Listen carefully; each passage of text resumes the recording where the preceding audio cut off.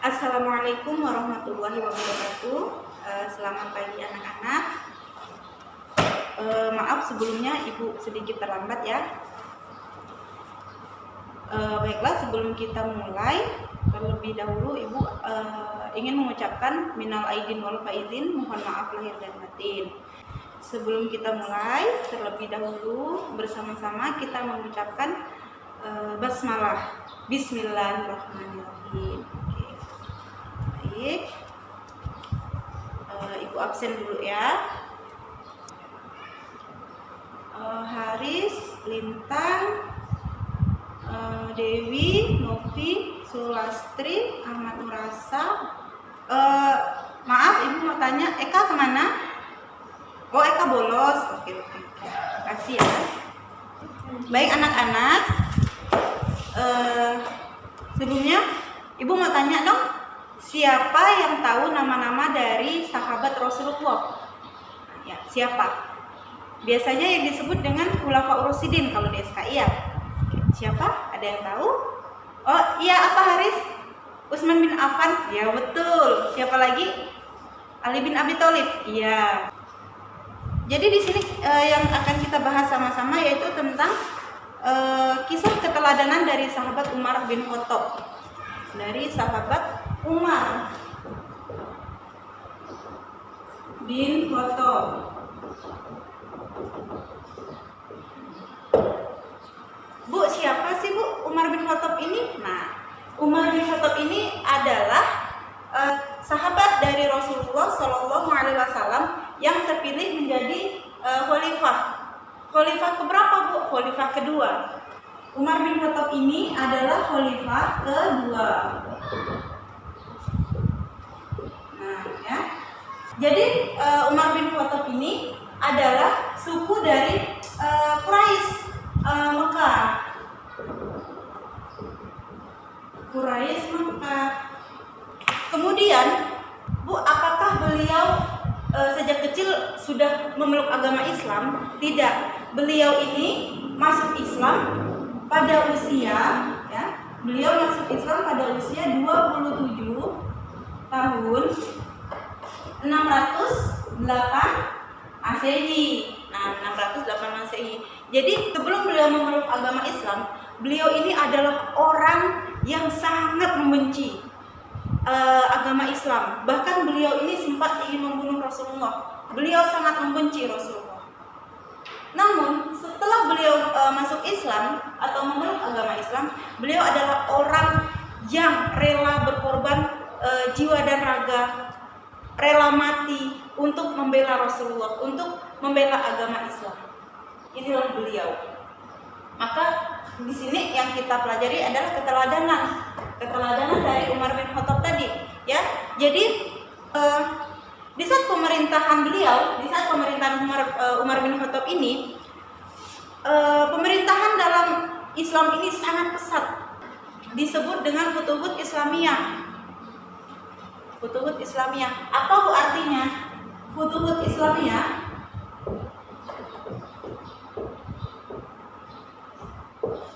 disebut dengan pembuka Islam. Ya, disebut dengan pembuka Islam. Jadi, kenapa Bu disebut pembuka Islam? Karena tadi di saat pemerintahan beliau sangat cepat berkembang pesat dan beliau wafat pada tahun 63 tahun 644 Masehi. Gitu ya. Ada 4 yang menonjol dari beliau. Apa Bu? Beliau ini dijuluki sebagai Al-Faruq. Al-Faruq. Kenapa sih Bu dijuluki sebagai Al-Faruq? Al-Faruq itu artinya pemberani.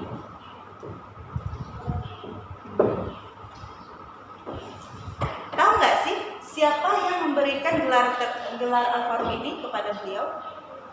Yaitu Rasulullah. Karena apa? Karena beliau ini adalah orang yang sangat pemberani. Bahkan disebutkan dulu sebelum beliau memeluk agama Islam, ya, beliau ini sangat disegani oleh kaum Quraisy pada masa itu. karena tubuh yang kekar, kuat, tegap, dan pemberani.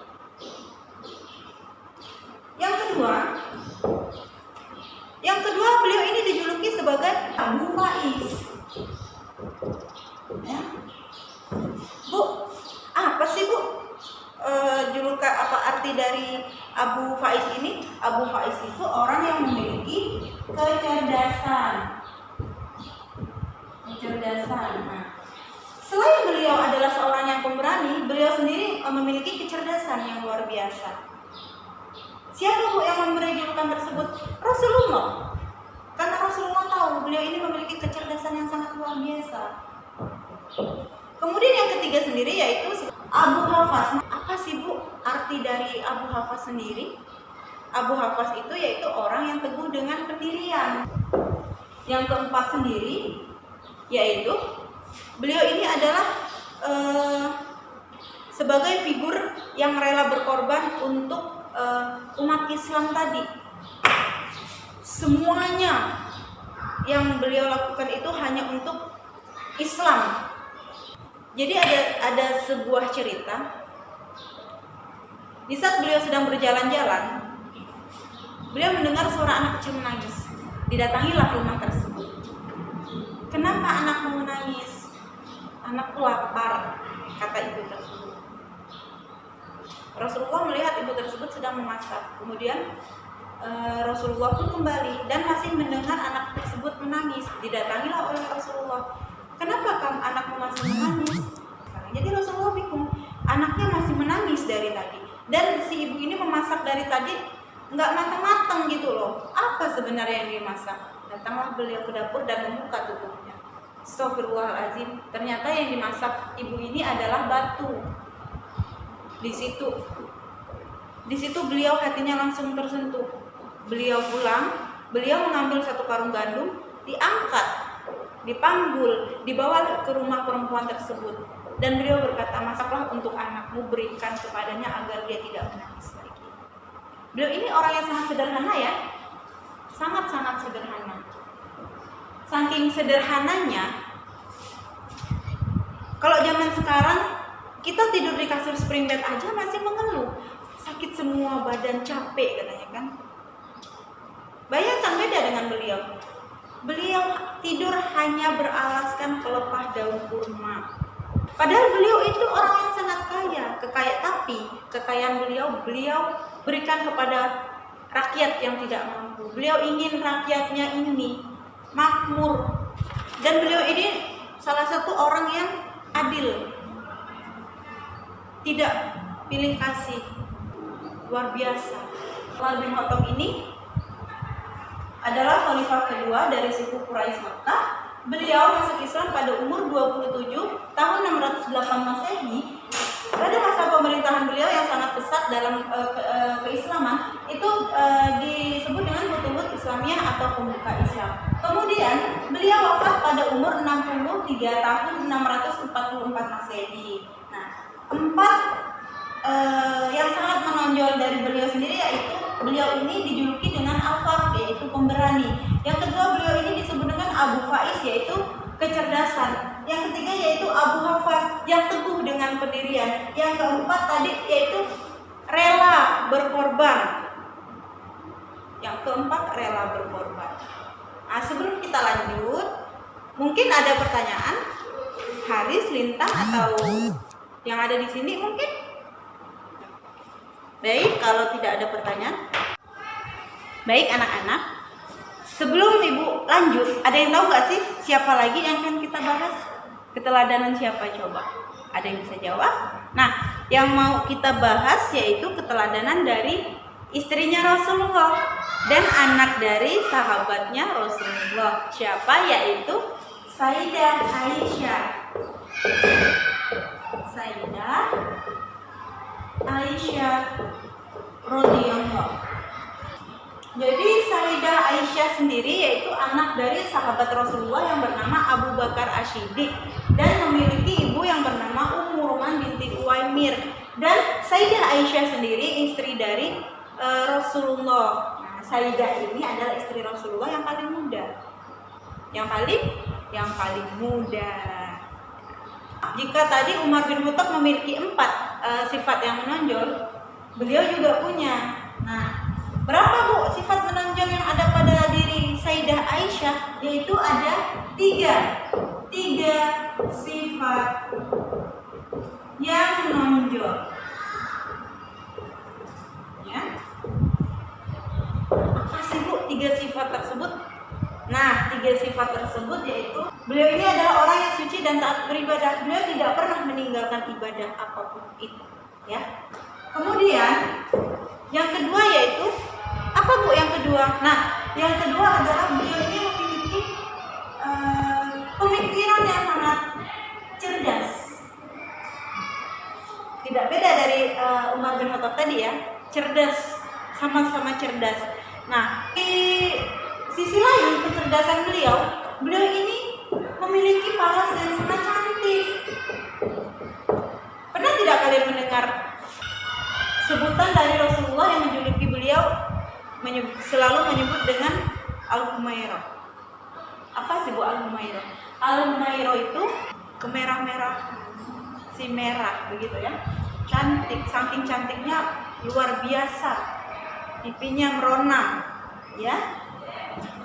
Kemudian yang ketiga apa sih Bu? Nah, beliau ini kan istri dari Rasulullah. Nah, beliau ini sangat cantik. Sampai panggilan kesayangan Rasulullah pun yaitu Al-Humairah kan. Nah, yang ketiga yaitu sudah pasti sangat dicintai oleh Rasulullah SAW.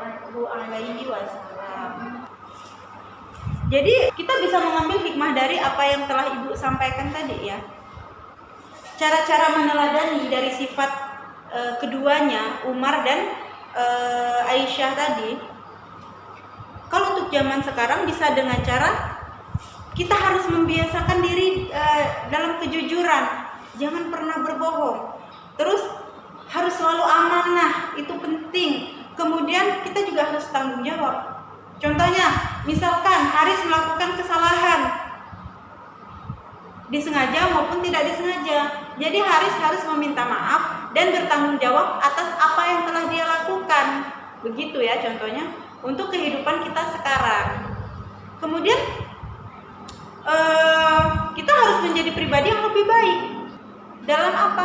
Dalam mempelajari agama Islam tadi harus sebaik-baiknya. Begitu ya. Ya, kita tetap harus mencari ilmu dimanapun kita berada. Ilmu itu tidak hanya datang pada saat kita di sekolah, bisa di rumah, lingkungan dan lainnya, gitu ya. Nah, kemudian Bu, hikmahnya apa? Hikmah yang dapat kita ambil yaitu kita mengetahui kisah dari mereka, kita mengetahui seperti apa mereka dulu, ya. Kita bisa mengambil apa yang baik yang ada pada diri mereka. Ambil baiknya, buang buruknya seperti itu ya. Jadi kemudian kita juga salah satunya yang bisa kita lakukan dengan cara kita tidak boleh berfoya-foya seperti yang Umar bin Khattab tadi katakan ya. Beliau ini sangat sederhana. Jadi apa salahnya kita mengikuti kesederhanaan beliau? Kita tidak perlu mengikuti nafsu manusiawi kita yang harus pengen beli ini, beli itu dan lain segalanya. Oke? Kita harus belajar menjadi orang yang lebih ikhlas dan lebih ridho. Kemudian ada perilaku yang sesuai dengan keteladanan Umar bin Khattab yang bisa kita lakukan sekarang ini. Itu bisa juga dengan cara kita harus banyak-banyak mensyukuri atau bersyukur atas apa yang telah kita dapatkan hari ini. Bersyukur atas apa yang telah Allah berikan. Jangan selalu mengeluh, ya Allah capeknya badanku, ya Allah kok kurang. Jangan, kita masih bisa bersyukur, alhamdulillah masih ada rezeki untuk hari ini. Misalkan seperti itu.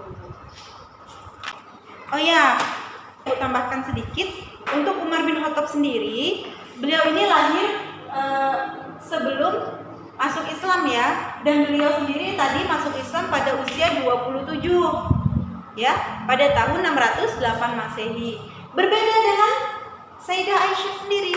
beliau ini lahir sudah dalam keadaan Islam karena orang tua beliau sudah memeluk agama Islam terlebih dahulu.